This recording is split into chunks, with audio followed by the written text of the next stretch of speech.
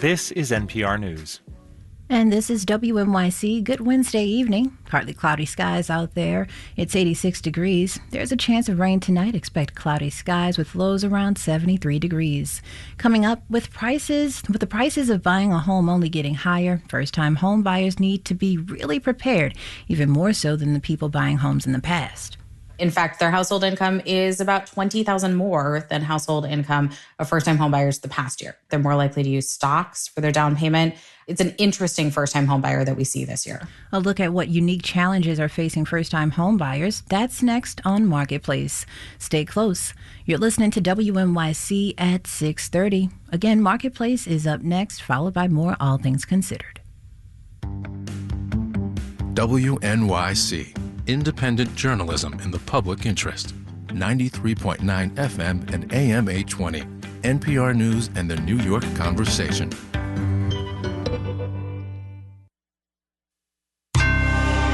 Marketplace is supported by Babbel for Business. With over 13,000 hours of language courses, Babbel is helping businesses break down language barriers and improve workplace safety. Learn more at babbelforbusiness.com.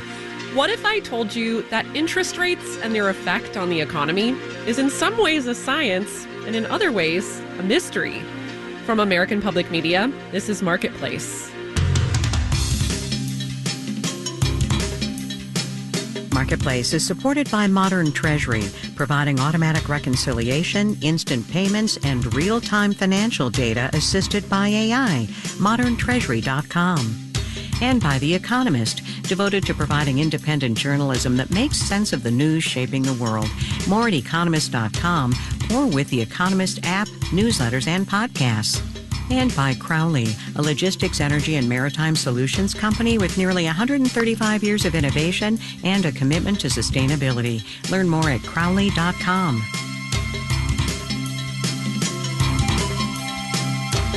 In New York, I'm Kristen Schwab in for Kai Ryssdal. It's Wednesday, July 17th. Good to have you with us.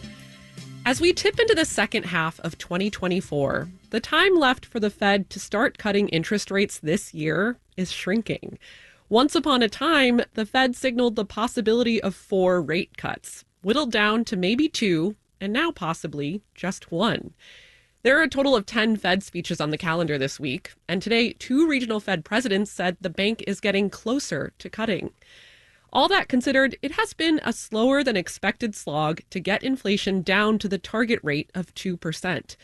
But hey, at least those high interest rates are doing their job.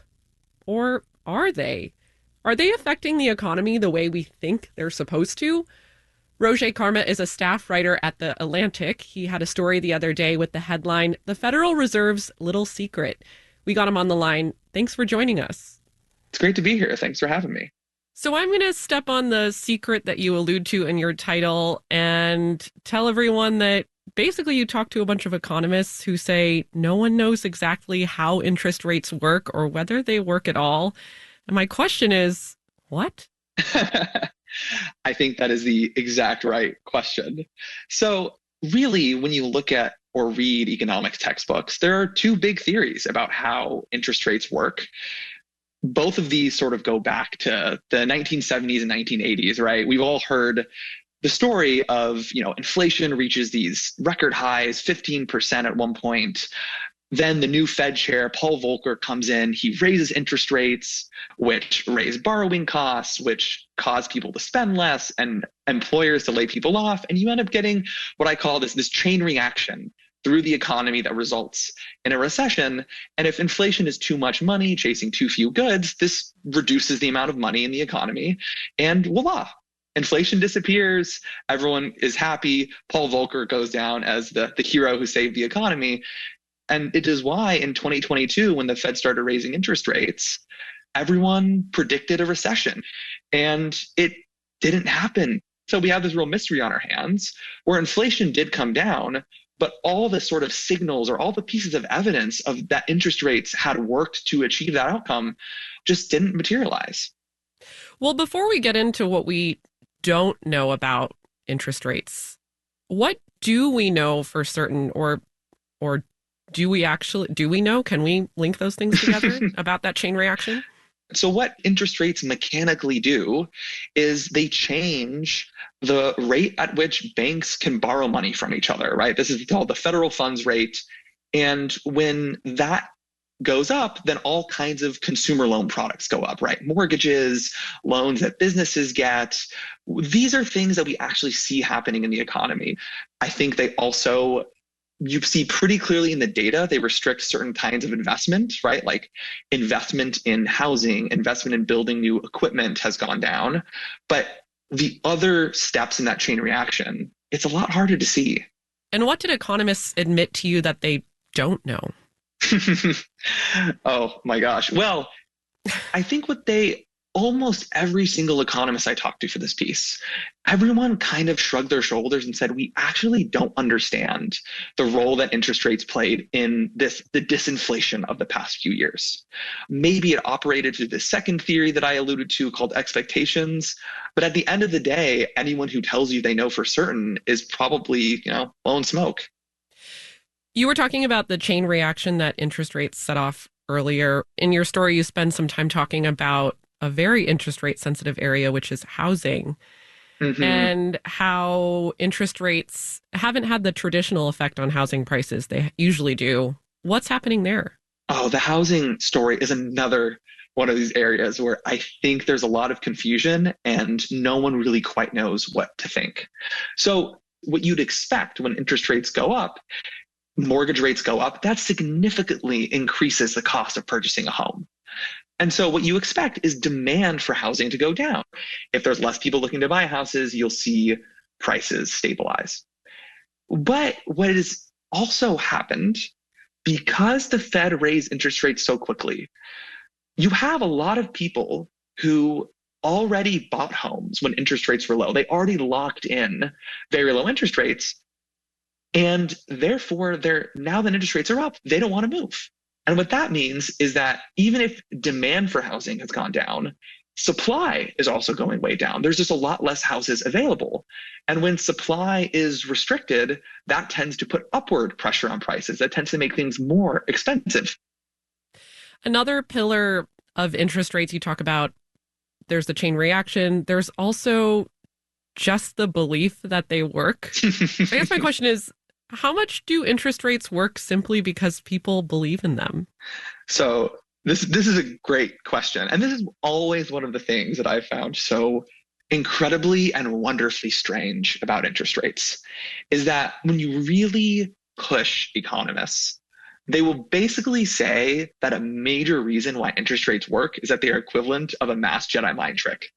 By convincing everyone that inflation is going to be under control, people stop expecting inflation. So in 2022, one of the arguments that economists will make is, look, what Jerome Powell and the Federal Reserve did by raising interest rates relatively early is they basically sent the signal to everyone, look, we got this, it's under control. And that's a reason why inflation never took off in the first place, because all of us sort of expected that, look, prices aren't going to keep increasing, the Fed's going to bring a recession, so let's stop spending. And then poof, inflation disappeared. If we're not exactly sure, or the economists in your story say they're not exactly sure how interest rates work, are there other tools on the table that we could turn to instead? So in theory, there are. You can think of policies that either increase the amount of goods or decrease the amount of money. I think the difficulty with the demand side solutions like a progressive consumption tax is, how the hell are you going to pass anything like that, right? Yeah. Americans are already upset enough about high prices. A tax sounds like more high prices. And so politically, it's extremely difficult. I think one of the reason the Fed has become, to quote the economist Mohamed El-Erian, the only game in town, is because Congress has become increasingly paralyzed and crippled in the face of economic challenges. And so with the inability to pass anything else, we have to turn to a body that is independent from politics and whether or not we think their tool is the most effective one. Roger Karma is a staff writer at The Atlantic. Roger, thanks again for chatting. Thank you so much for having me, Kristen. It was a pleasure. Wall Street today couldn't decide if interest rates work the way we expect them to either. We'll have the details when we do the numbers.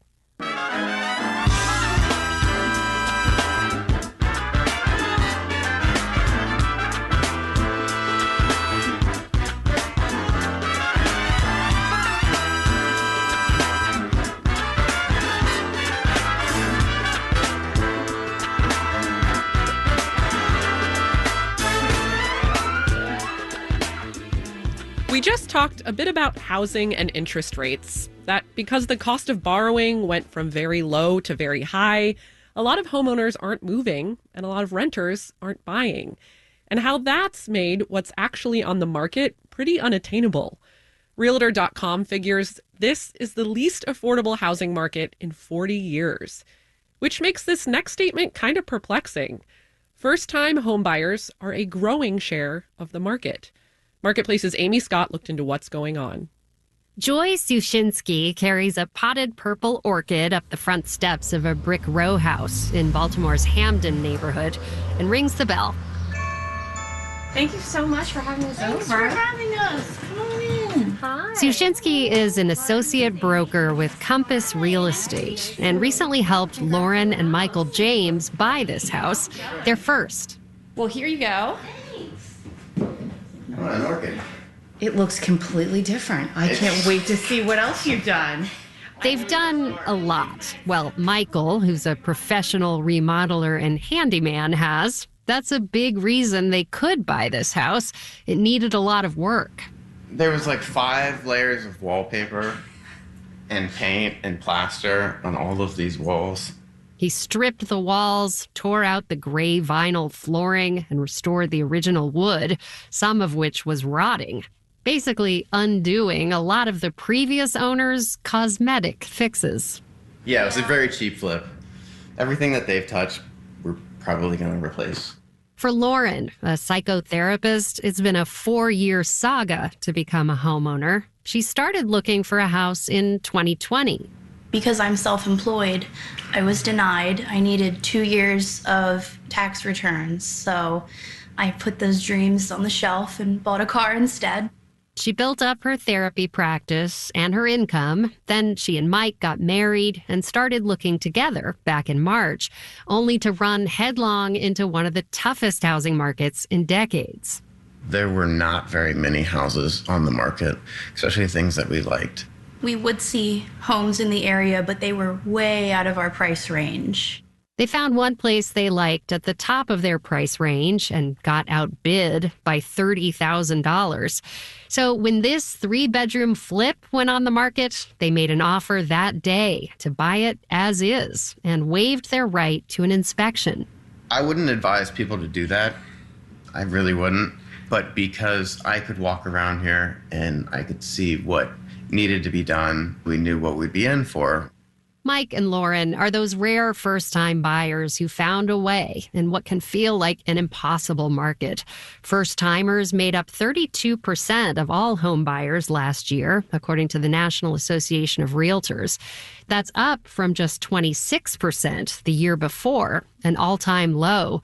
But Jessica Lautz, the group's VP of research, says it's still well below the long-term average of almost 40%. They've really struggled to enter into the market, whether that's housing affordability, inventory, student loan debt, childcare costs. All of these things are piling on for first-time home buyers and making it quite difficult to save for a down payment and enter into homeownership.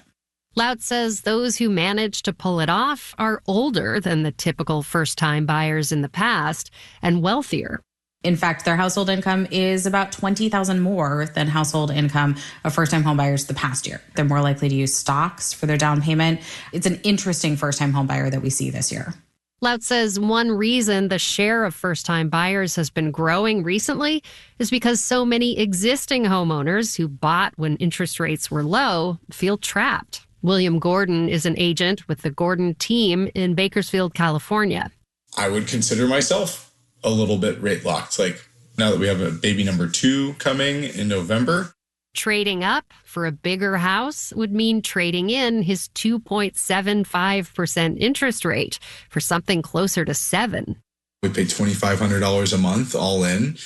If we were to buy the same house today, we'd easily be paying $4,000 a month.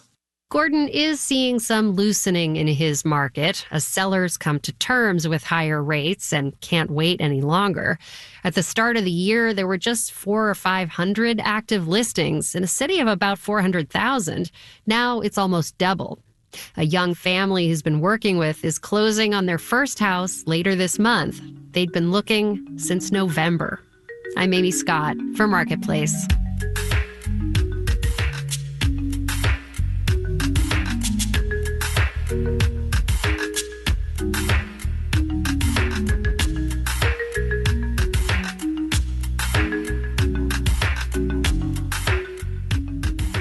Yesterday, we talked retail sales, which were flat. Here's another important number related to the stuff retailers sell. The Census Bureau says in May, businesses added more stock to their inventory than economists had been expecting, up 0.5% compared to 0.3% in April. Good news, that short-term increase means despite higher interest rates, businesses have enough confidence in the economy to invest more. Maybe not so good news. In the long term, well, things are a little more complicated. Here's Marketplace's Kaylee Wells. An increase in inventory can be a good thing. That does mean that investment is increasing, which we will immediately see impact GDP in a positive way.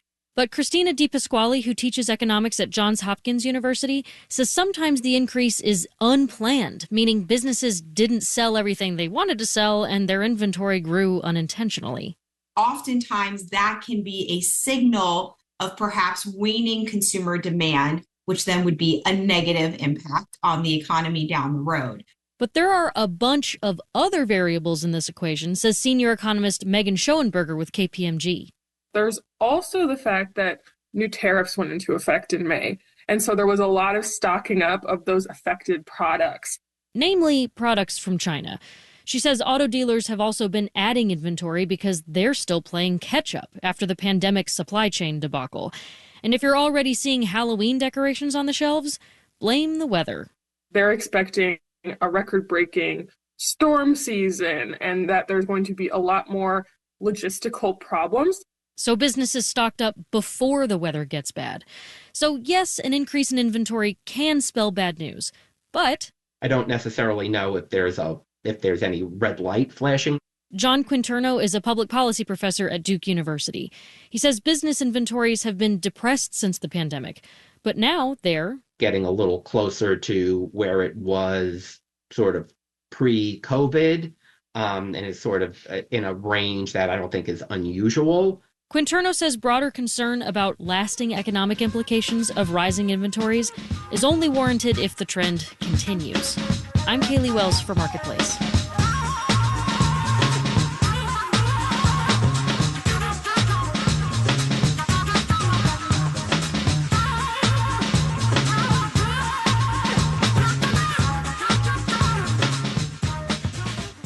Coming up, people were just burnt out. And eventually that burnout shows up in the economy. But first, let's do the numbers. The Dow Jones Industrial Average rose 243 points, 0.6%, to finish at 41,198. The Nasdaq subtracted 512 points, 2.75%, to close at 17,996. And the S&P 500 lost 78 points, 1.4%, to end at 5588. The Dow was an outlier among the three indices thanks in part to two companies in healthcare. Johnson & Johnson pocketed 3.7% after announcing second quarter earnings that beat analyst estimates, and United Health Group added 4.4%. It also beat profit estimates for the quarter, and Wall Street is betting that the chance of a second Trump administration will ease the regulatory burden on the insurer. Bonds rose, the yield on the 10-year T-note fell to 4.15%. You're listening to Marketplace. Marketplace Numbers is supported by GitLab, the AI-powered DevSecOps platform. GitLab, software faster. Marketplace is supported by Odoo, management software designed to unite every aspect of business into one simple platform.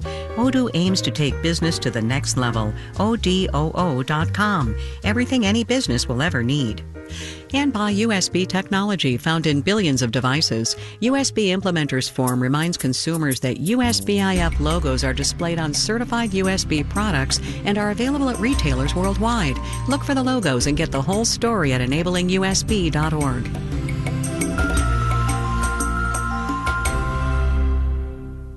Support for WNYC comes from Hudson River Park, presenting its 24th annual Blues Barbecue Festival featuring Joe Louis Walker, Cheryl Youngblood, Altered Vibe Blues Band, and more. Saturday, August 10th at Hudson River Park's Pier 76. More at hudsonriverpark.org. WNYC is built on listener support. Your donation supports reporting from the WNYC Newsroom, NPR, and the BBC. Keeping you informed and connected to events in your community and around the world is our commitment to you. Please commit to us with your financial contribution today by becoming a member now. Visit WNYC.org and click on Donate.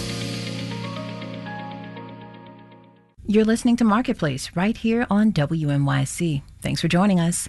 86 degrees now, mostly cloudy skies. There's a chance of rain as well. It'll be cloudy tonight. Expect lows around 75.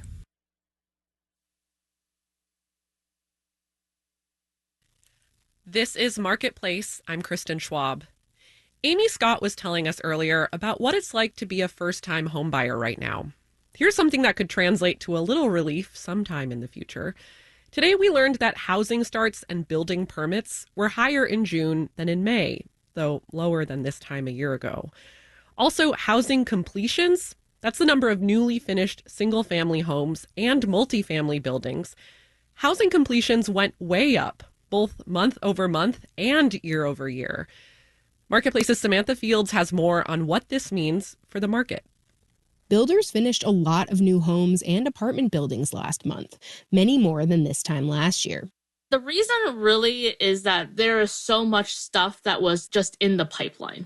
Chen Zhao, economics research lead at Redfin, says construction on much of this housing that's coming online now started a while ago. There was a kind of a big building boom coming out of the pandemic because there was so much demand for housing, so builders were trying to keep up with that demand. But it was taking them a long time to build. Because the cost of supplies was high, there was a shortage of supplies, and there was a shortage of construction labor. That logjam is still clearing. Logan Mohtashami, lead analyst at Housing Wire, says all the new housing that's been completed lately, especially on the multifamily side, has been good for the economy. The best way to deal with inflation is supply, right? So you want to build as much as you can and get those homes out there for people to live in and bring down the rise of rents. That is finally happening. But I think we may be sort of at peak. Lisa Sturdivant, chief economist at Bright MLS, says if you look at recent trends in permits and starts, we're actually starting to see a slowdown, particularly on the multifamily side, when it comes to the number of new units that are kind of in the pipeline. But Orphe Divounguy, senior economist at Zillow, says that could shift again soon. If you look ahead, you see inflation cooling. And the cool down in inflation will likely lead to mortgage rates easing somewhat, which will likely increase demand and be an incentive for builders to start building more again. Divounguy says that would be a good thing for affordability, which has gotten much worse in the last few years. The solution, the long-term solution, is to continue to build housing. We saw it in the multifamily space where basically as we built a bunch of apartments, rent growth slowed. Now, he says, that's what needs to happen with single-family homes. I'm Samantha Fields for Marketplace.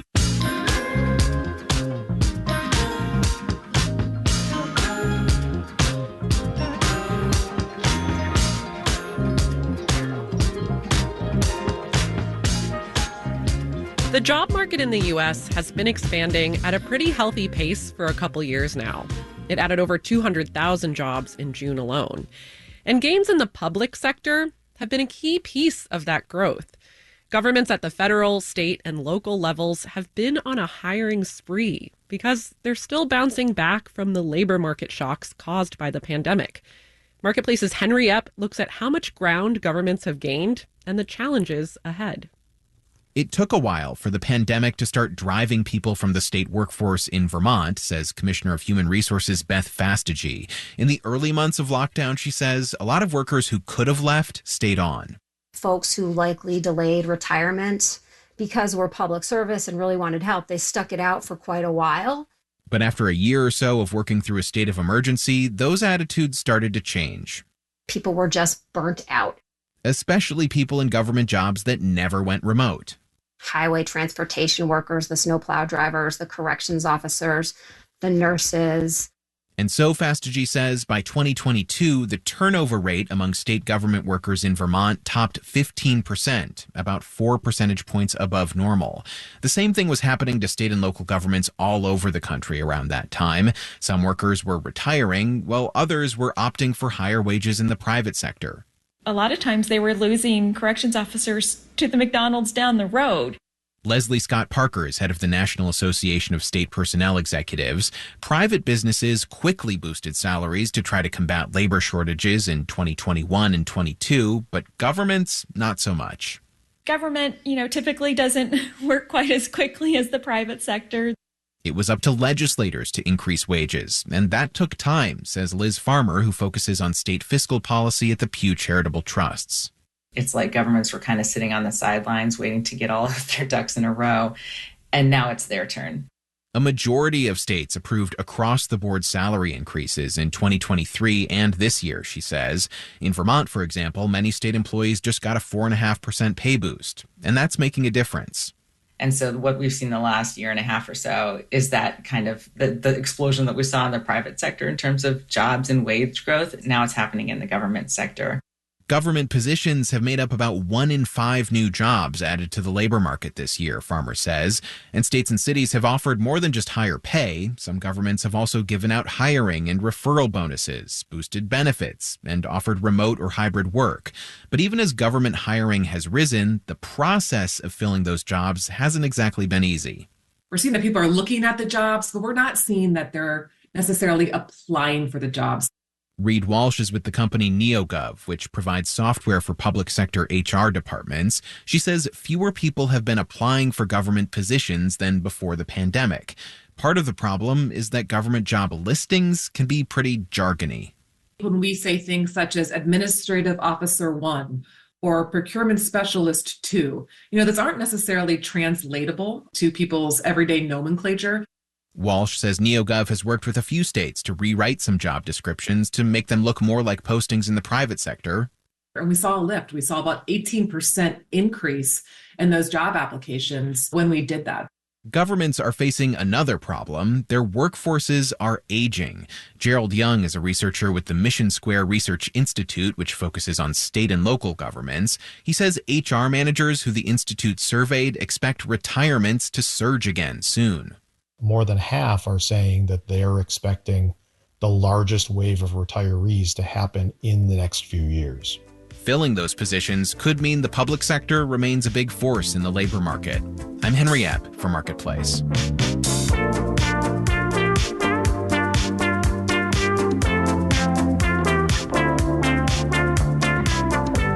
Marketplace is supported by C3 Generative AI. Verified, traceable answers, secure, hallucination-free, LLM-agnostic, IP liability-free. Learn more at c3.ai. And by BlueConic. For businesses collecting a lot of customer data but not doing enough with it, BlueConic can put that data into action at blueconic.com. This final note on the way out, a tidbit from one of the other big info releases today, the Fed's Beige Book. That's its series of anecdotal data taken from all 12 of the regional Federal Reserve banks. It comes out 8 times a year. Not to beat the housing news over your head, but its impacts reach well beyond the walls of a home. This comes from the Atlanta Fed. Employers in South Florida and Nashville say the lack of housing affordability has made it harder for them to attract and retain workers. So they're turning to automation and outsourcing instead. And this one from New York, where I live.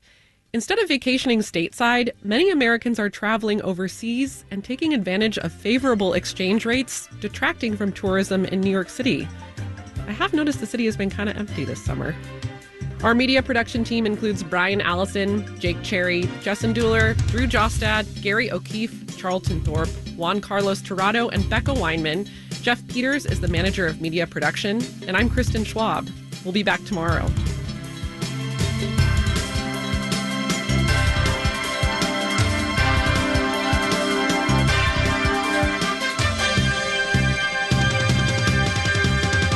This is 8 p.m.